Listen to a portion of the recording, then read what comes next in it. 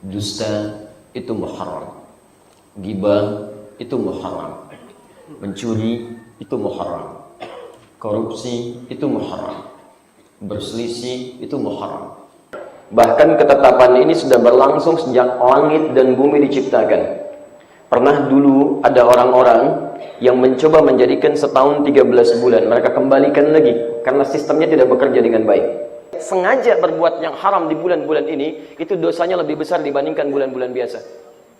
Sebelum kita melanjutkan materi pembahasan sifat salat Nabi SAW, saya ingin ingatkan bahwa saat ini masih termasuk dalam rangkaian bulan Al-Muharram di tahun Hijrah.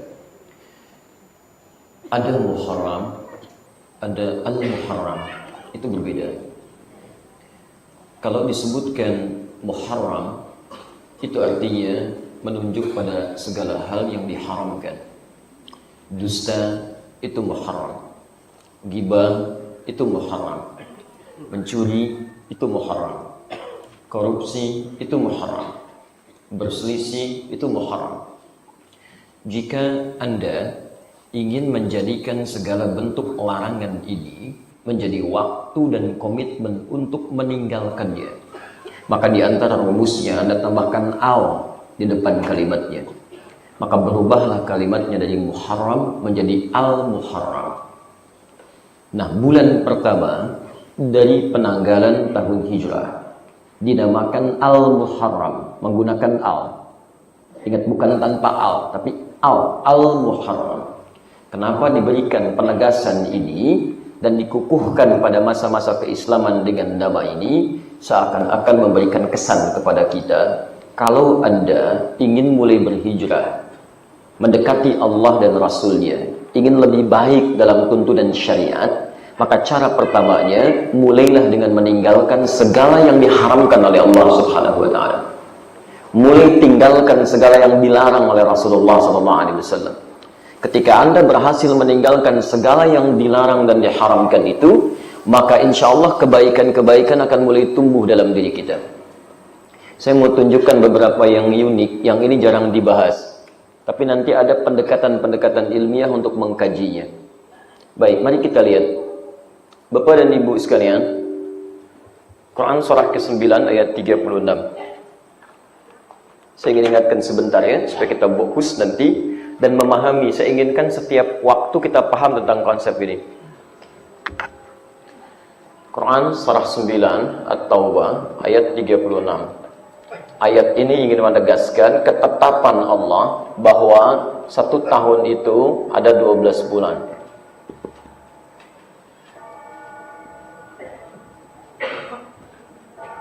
Inna iddatash syuhuri 'inda Allah 12 syahran fi kitabillah.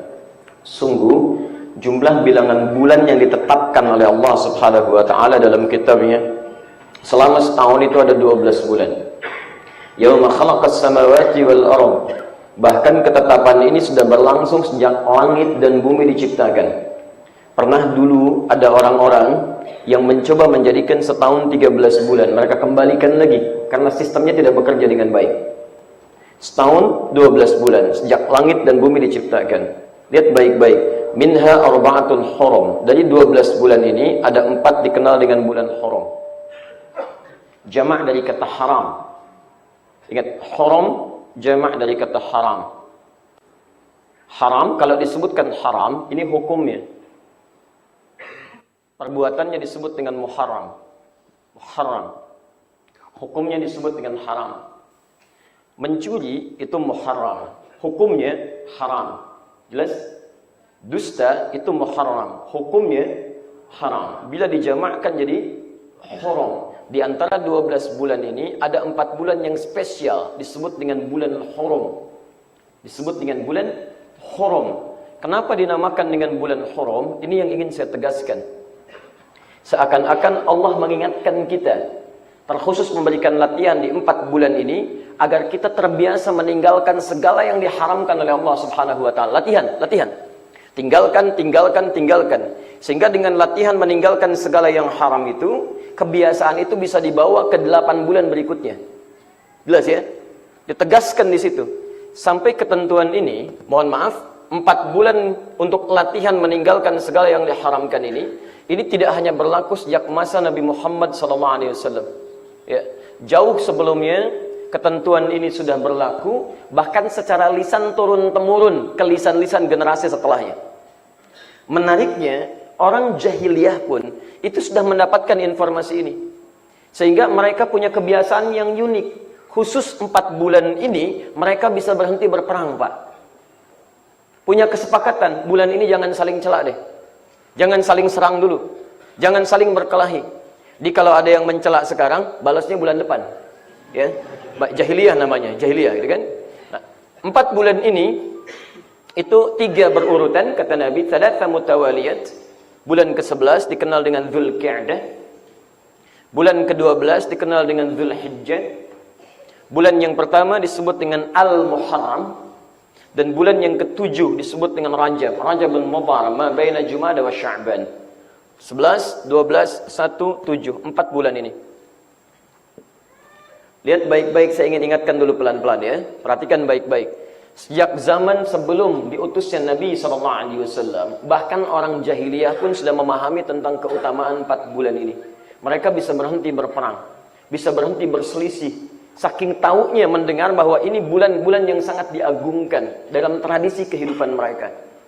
Nah, jadi kalau orang jahiliyah saja di bulan-bulan ini bisa meninggalkan hal-hal yang tidak baik, maka seharusnya orang-orang sekarang yang sudah keluar dari fase jahiliyah itu sudah harus lebih daripada mereka. Karena itu sebagian ulama mengatakan, jika ada seorang yang berusaha berbuat maksiat, sengaja berbuat yang haram di bulan-bulan ini, itu dosanya lebih besar dibandingkan bulan-bulan biasa. Hati-hati ya, hati-hati. Nah, karena itulah, sekarang lihat baik-baik ya, saya berikan gambaran yang paling mudah. Perhatikan sini. Bapak dan Ibu sekalian, apa lawan yang haram? Halal. Lihat sini baik-baik. Saya ingin Anda memahami dulu ya. Saya tidak suka hanya sekedar dengar informasi, tapi tidak paham substansinya. Kalau sudah paham substansinya, maksudnya apa, mudah kita menerapkan dalam kehidupan, itu poinnya. Haram lawannya halal. Haram baik tidak? Tidak. Berarti haram itu buruk. Halal baik tidak? Baik. Apa lawan yang buruk? Baik. Sekarang perhatikan baik-baik. Ada rumus yang paling mudah. Dalam setiap kehidupan kita, segala hal itu pasti berlawanan. Quran surah 51 ayat 49. Wa min kulli syai'in khalaqna az-zawjayn la'allakum tadhakkarun. Paling kiri sebelah bawah. Dan setiap segala hal kami ciptakan berlawanan, berpasangan, supaya kalian bisa menyadari hanya Allah yang tidak punya pasangan. Perhatikan baik-baik. Bahkan dalam sifat pun ada baik, ada buruk. Nah, dalam rumus ketentuan sifat sederhana. Jika ditemukan 2 hal yang berlawanan dan Anda ingin memunculkan lawan yang dominan, maka turunkan lawannya. Tepikan. Misal, Anda ingin naikkan sifat baiknya. Bagaimana cara gampangnya? Maka hilangkan sifat buruknya. Begitu yang buruknya ini turun, otomatis yang baiknya akan muncul. Contoh, di sini ada jujur, di sini ada dusta. Kalau Anda ingin jadi seorang yang jujur, sederhana sebetulnya, tinggalkan dusta. Maka jujur akan tampak. Jika Anda ingin jadi orang tawadhu, maka tinggalkan sombong. Ketika Anda bisa meninggalkan yang sombong, maka muncul yang tawadhu.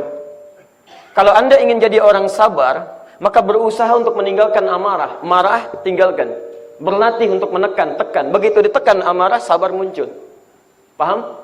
Nah, bulan-bulan yang ini, itu dijadikan oleh Allah Subhanahu wa ta'ala sebagai latihan meninggalkan yang haram, sehingga ketika seseorang meninggalkan yang tidak baiknya, maka yang baiknya akan mulai muncul dalam kehidupan dia. Itulah yang dimaksudkan praktek di 4 bulan ini, supaya aura kebaikannya menyebar di 8 bulan setelahnya, dan yang haram bisa kita tinggalkan selamanya.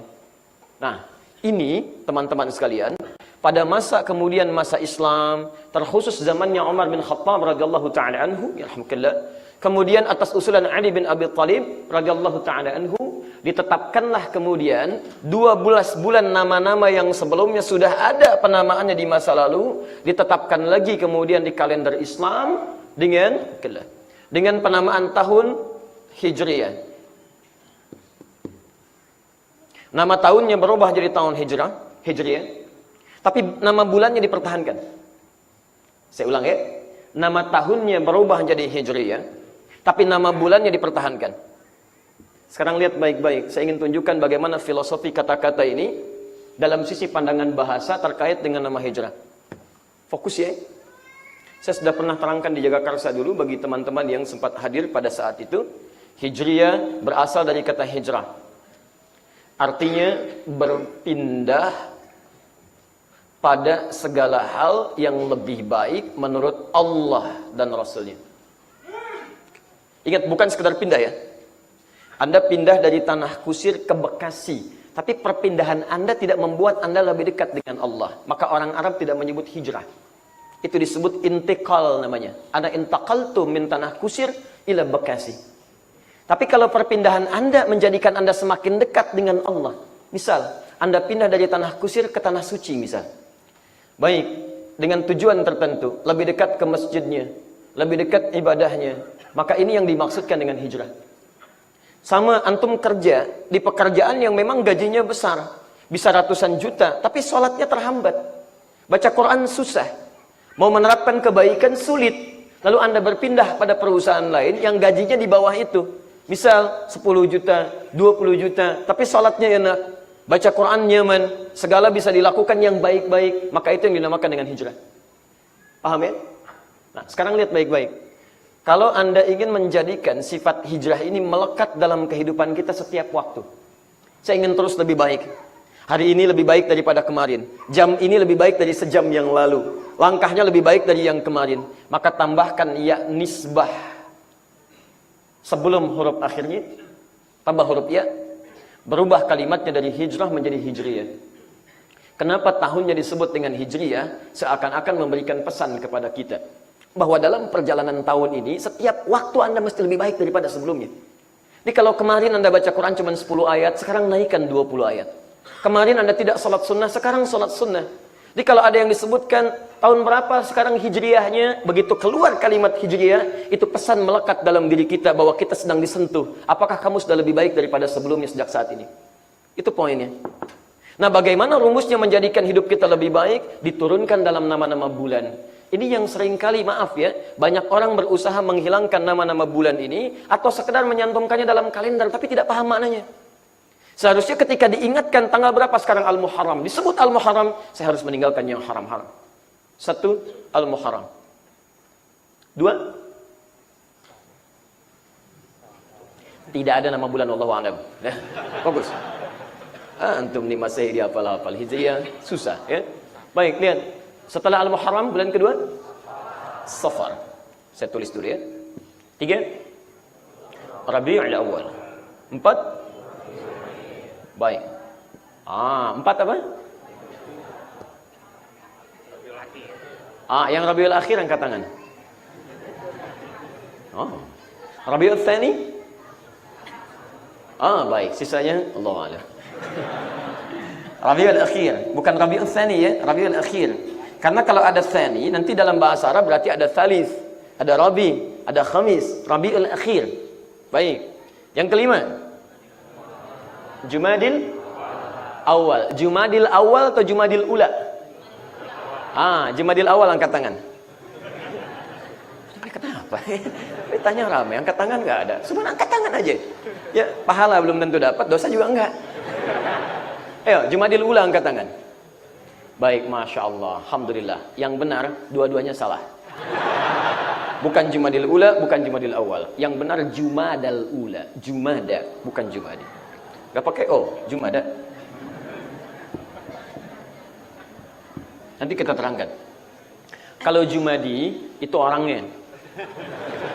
Betul, itu orangnya. Tapi nggak ada hubungan dengan bahasa kita. Jumada itu terkait dengan keadaan yang menghasilkan kering. Makanya disebut dengan musim gugur. Jumada itu kering, gugur, kerontang. Daun mulai jatuh, mulai kering, kan? Nah, kalau Jumadi itu orangnya. Susah senyum, kering, kan? Susah nyapa. Kayaknya orang Arab walaupun namanya Hasan tapi senyumnya susah. Jumadi, gitu kan? Tapi tidak ada kaitan ya dengan arti Indonesia. Ini ke sini. Jumadal Ula, bulan ke-6. Sudah nggak usah ngarang ya. Jumadal Akhirah. Jumadal Akhirah. Bulan ke-7 Rajab. Ke-8 Sya'ban.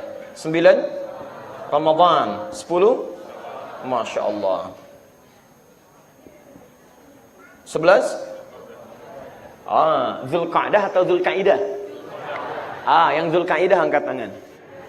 Baik, yang Zulqa'dah? Baik, dua-duanya salah. Yang benar Zulqi'dah. Baik. Tuh, saking kagetnya susah dihapus. Zulqi'dah, Qi'dah bukan Qa'dah. Tahan, Qi'dah. Zulqi'dah.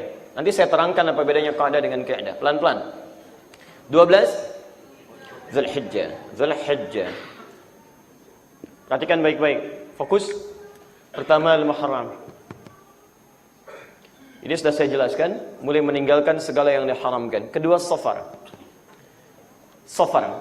Safar itu bisa berarti dari dua asal. Satu, berasal dari kata sifr. Sifrun. Artinya 0, kosong. Sifr, kosong. Kedua, bisa terambil dari kata safra. Asfar. Sesuatu yang menguning. Ya, Quran surah kedua Al-Baqarah dari ayat 69. Safra'u faqi'un launuha tasrun nazirin. Ketika diminta menyembelih sapi, mereka bertanya sapi warnanya apa? Ma launuha. Turun ayat cari sapi yang warnanya kekuning-kuningan, safra. Dulu di zaman jahiliyah, kenapa dinamakan dengan bulan Safar? Karena sejak bulan kedua ini, orang-orang mulai keluar dari daerah-daerah Mekah untuk merantau. Ya, ada yang pergi ke Syam, ada yang pergi ke Syria, dagang. Termasuk Nabi SAW itu pernah pergi ke Syam. Beliau ditemani oleh pamannya. Kemudian nanti dengan Maisarah saat mulai beranjak dewasa dan sebagainya. Karena orang mulai banyak keluar dari Mekah, seakan-akan Mekah banyak yang meninggalkan, seakan-akan tempat Mekah menjadi tempat yang kosong. Karena orang sudah mulai keluar. Ini bahasa kiasan. Untuk apa mereka keluar? Untuk mencari emas ketika kembali yang berwarna kekuning-kuningan. Karena itulah kemudian bulan ini dinamakan dengan bulan Safar. Perhatikan baik-baik, ini jarang diterangkan. Tapi ketika pada masa Islam, kenapa dipertahankan namanya setelah Al-Muharram jadi Safar? Untuk memberikan keterkaitan makna dengan yang pertama. Lihat, Safar dari kata sifar, artinya kosong. Kalau orang sudah meninggalkan yang haram-haram dalam dirinya, maka yang haram itu sudah tidak ada tempat lagi dalam diri kita, kosong. Paham? Anda tinggalkan dusta, Anda tinggalkan yang buruk di mata, tinggalkan yang buruk di lisan, yang buruk di tangan, yang buruk di kaki. Kalau yang buruk-buruk sudah ditinggalkan, maka tidak ada tempat lagi dalam diri kita untuk yang haram-haram. Sifar. Kalau sudah tidak ada tempat untuk yang haram-haram, kosong, maka muncullah Rabi'. Rabi' itu asalnya bunga mulai tumbuh, yang dengan tumbuhnya itu kemudian menghadirkan, suasana yang enak, pemandangan yang indah, dan senang orang melihatnya. Antum kalau nanam pohon, yang diharapkan apanya? Buahnya, pohon yang ada buahnya. Tapi kalau antum nanam bunga, yang diharapkan apanya? Bunganya. Perhatikan baik-baik. Bukankah ibu kalau merawat bunga, kalau masih batang kan belum senang? Tapi begitu muncul bunganya, gembira kita mulai muncul. Lihat baik-baik. Tidak pernah dalam bahasa Arab disebutkan kalimat Rabi, kecuali menunjuk kepada hal-hal yang menyenangkan, baik dan menyenangkan. Kalau orang sudah bisa meninggalkan yang haram, kosong dari yang haram, maka akan muncul yang baik-baik yang menyenangkan dalam hidupnya. Antum tidak akan pernah melihat yang buruk-buruk, lihatnya yang baik-baik. Ketika yang baik dilihat, akan senang perasaan Anda. Demi Allah saya katakan ya, mohon maaf. Kalau antum terbiasa melihat yang tidak baik, melihat yang baik-baik akan senang. Lihat orang taklim, gak ada sentuhan. Lihat orang ke masjid, gak ada getaran. Dan anehnya kadang tidak senang dengan itu. Ngaji yuk, sok soleh. Oh, Masya Allah, luar biasa. Ya. Tuh. Tapi sebaliknya, kalau yang haram sudah ditinggalkan, maka yang baik-baik akan muncul, dan Anda sudah nggak suka melihat yang tidak baik. Silahkan cek, gampang ya. Kalau Anda ingin mengecek Anda orang baik atau bukan, tinggal dilihat aja. Kalau Anda benci pada yang maksiat, dan senang pada yang baik-baik, yang dihalalkan oleh Allah, itu tandanya ada kebaikan dalam diri Anda. Tapi kalau Anda masih menyukai yang tidak baik, mohon maaf, dan ada perasaan tidak nyaman melihat yang baik-baik, itu menunjukkan ada masalah dalam diri Anda. Termasuk pasangan. Kalau Anda melihat pasangan Anda menyenangkan, perasaannya enak, ini menunjukkan bahwa ada kebaikan dalam diri Anda. Tapi mohon maaf, pasangan sendiri dilihat tidak enak, pasangan orang lain dilihat menyenangkan. Itu bermasalah. Sudah ya, nanti kelamaan nerangin ini habis kemudian masalah kita. Ya, nanti lain waktulah kita bahas dulu. Kita baru sampai bulan yang ketiga. Tapi yang saya maksudkan begini, setiap Anda menuliskan sesuatu dalam pengertian Islam, selalu ada makna. Cobalah pelajari, jangan cuma dicantumkan, tuliskan dan jadi hafalan. Hadirkan maknanya dalam kehidupan sehingga jadi evaluasi pada diri kita. Sekarang sudah tanggal 17 Al-Muharram nih. 17 hari berapa Anda berjuang meninggalkan yang haram dalam tubuh kita? Kalau sampai hari ke-17 mata masih lihat yang haram, sampai ujung kaki mengerjakan yang salah, Anda butuh berapa hari lagi? Sedangkan kita kan berlomba dengan maut, siapa yang paling cepat sampai kepada tujuan. Jelas ya? Baik. Mari kita lanjutkan bahasan kita. Kita simpan dulu yang ini. Nanti lain waktu kita teruskan kembali ya.